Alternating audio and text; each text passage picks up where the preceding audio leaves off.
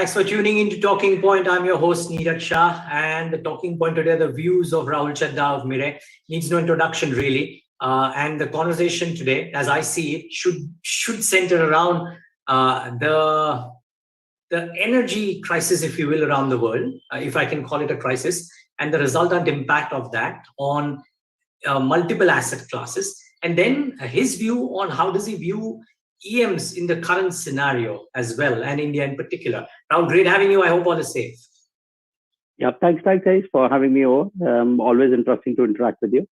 Thank you so much. Rahul, what have you made of this whole last 10-day affair of what's happening in the energy world, the resultant impact on prices, and if countries like India are insulated, because much as everybody thought that the coal crisis would hit home too, the ministry said that, hey, don't worry, we might have small power outages here and there, but it is not going to be a big thing. So contextualize this for us. How do you see this in the world context?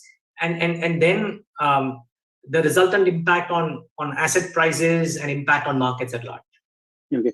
So I think if we see the genesis of this crisis, this crisis started with Russia not supplying adequately enough gas in the spot markets, and as some of those LNG cargoes got diverted to Asia, obviously we saw a flare up in Europe. Simultaneously, what we're seeing in China is committed to reducing their carbon footprint.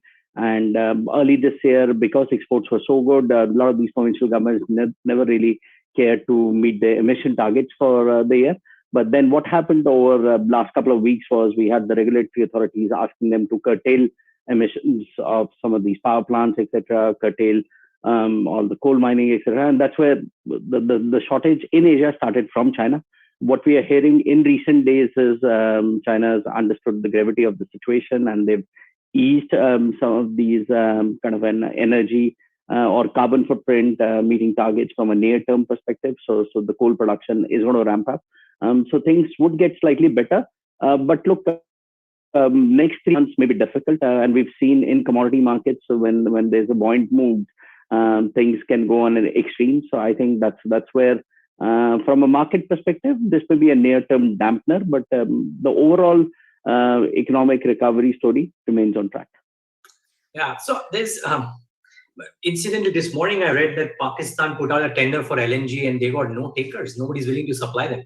But that notwithstanding, Rahul, a counter view or a view that is also there in some quarters is that in a overheated economy world, not overheated really, but an economic world which is very active, when supply side crunches are so pronounced, the world may have no alternatives but to deliberately put on the brakes a little bit, either by virtue of higher rates or maybe curtail production or what have you. And that might impact risk asset prices, especially in the emerging markets. Do you believe that to be the case, or it is not as simple as it sounds? I think there are a lot of complexities involved here, Niraj. The biggest complexity is that the policymakers world over realize that deflation, not inflation, is a bigger issue for the world from a 3-5 year perspective.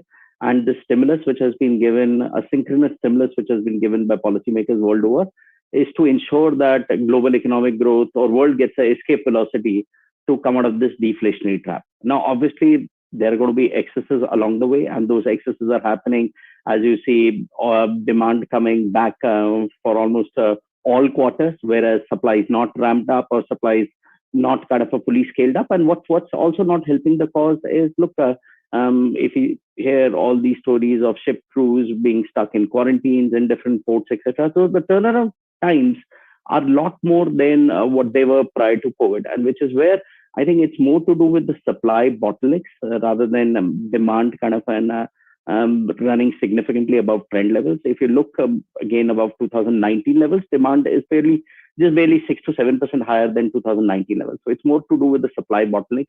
Typically, how things reconcile to such a situation is that, look, the consumer holds back.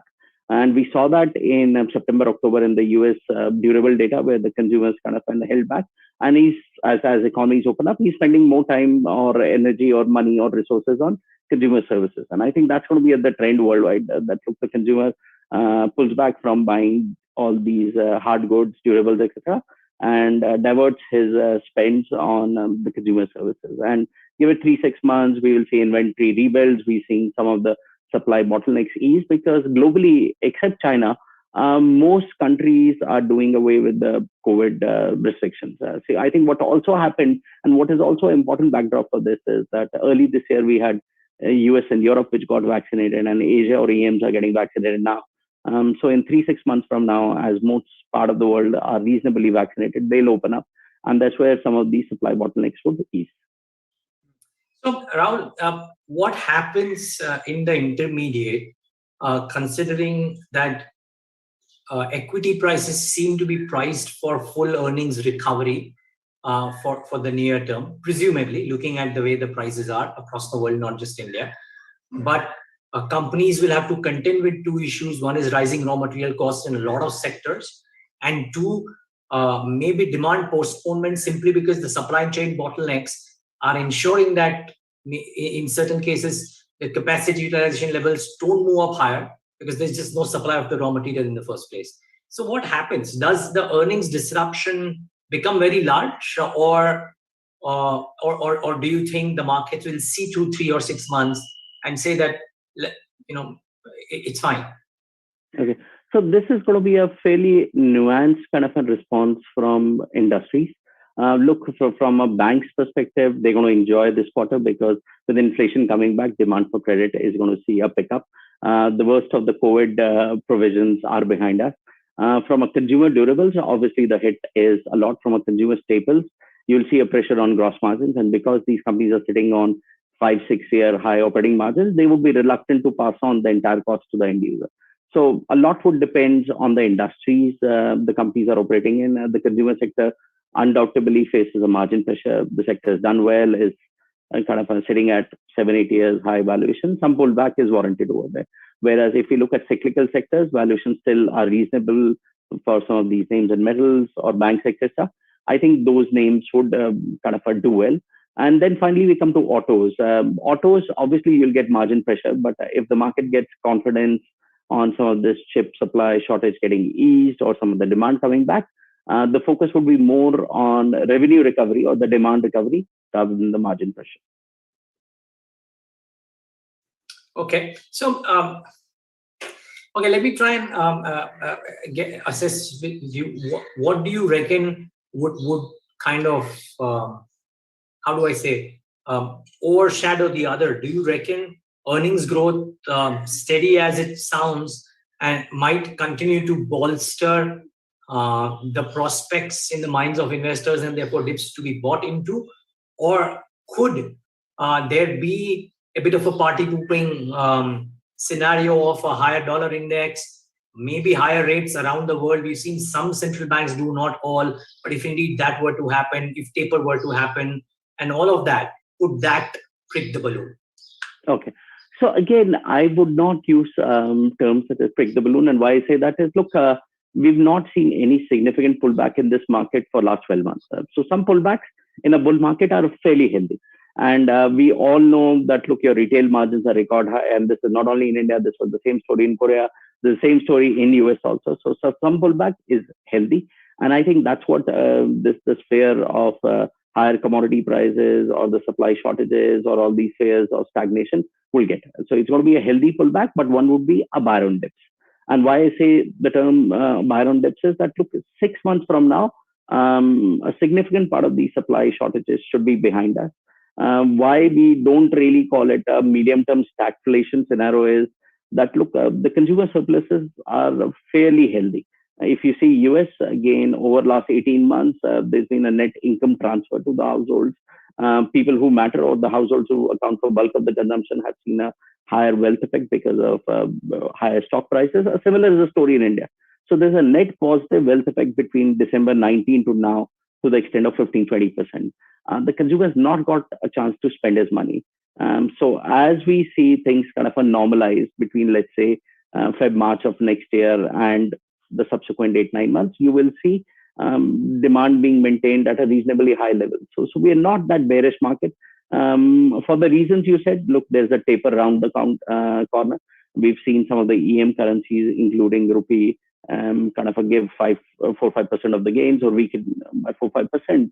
but the reserves are still very healthy at 625 billion plus. Yeah. These reserves 18 months back were 375 billion. Unlike 2013, our fiscal deficits are much lower, our trade deficits are much lower. So central banks have enough firepower to stabilize when they want. So again, I'm saying some bit of a correction is needed. There was just too much exuberance. People thought it was almost easy. Come every morning, make some money for the day. I think it gets some sanity back in the market. Okay. Could it be idiosyncratic for India simply because the move has been, very, very exceptional for India vis-a-vis the rest of the EMs? Or do you think it'll be global-led, the pullback, if you will?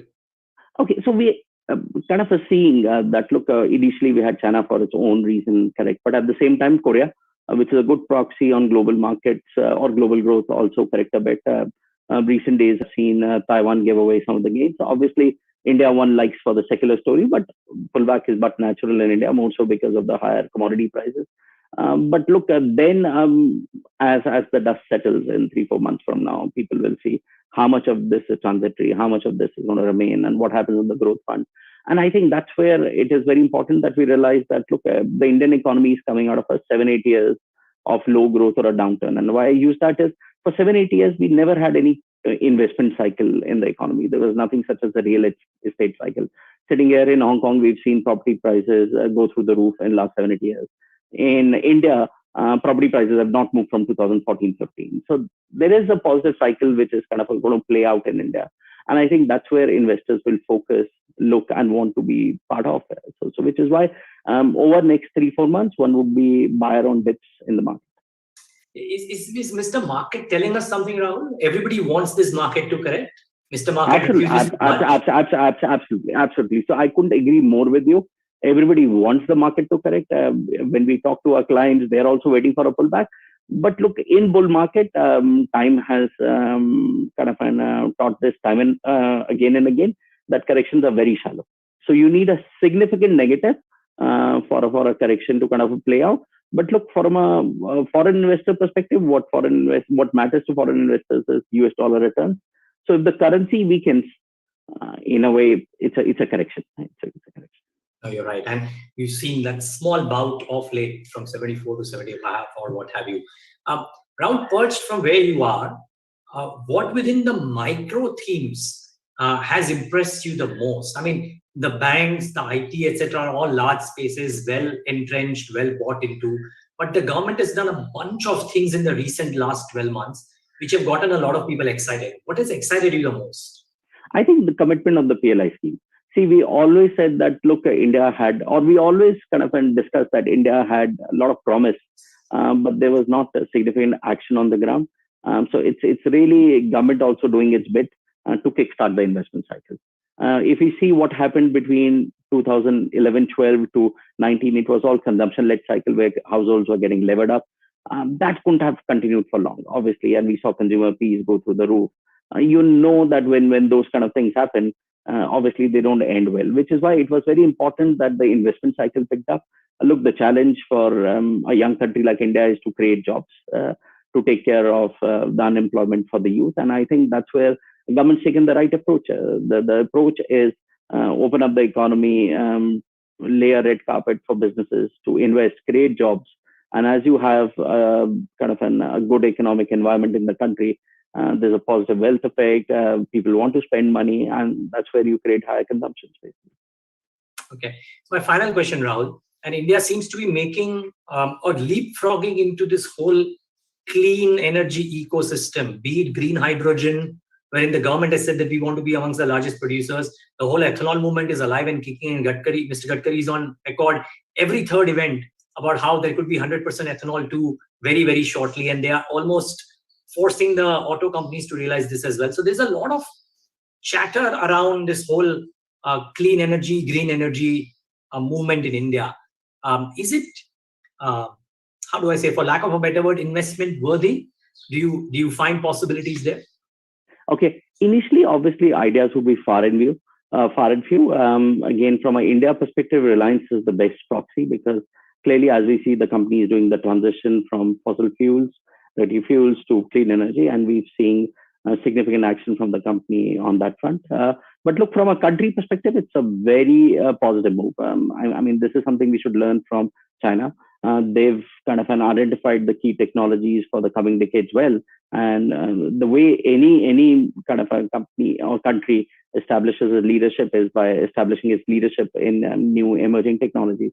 And I think which is why it's very important that India understood the importance of renewables and is giving huge incentives to kickstart the domestic renewable cycle or a whole chain ecosystem in the renewables. So right now you may not have stocks, but look, from a country perspective, it does wonders over the next 10, 15 years. It reduces the vulnerability which may come because of energy shocks. And you will have new names emerge. Like we've seen some of these auto ancillary companies of the kind of Sona Comstar, which is supplying to Tesla, etc. So the ecosystem evolves. See, once you put, and this is something one has seen so closely sitting here in Hong Kong from a China model, as government provides the right incentives, there is enough enterprise in the world that entrepreneurs capitalize on that, and the ecosystem eventually builds and evolves. Great.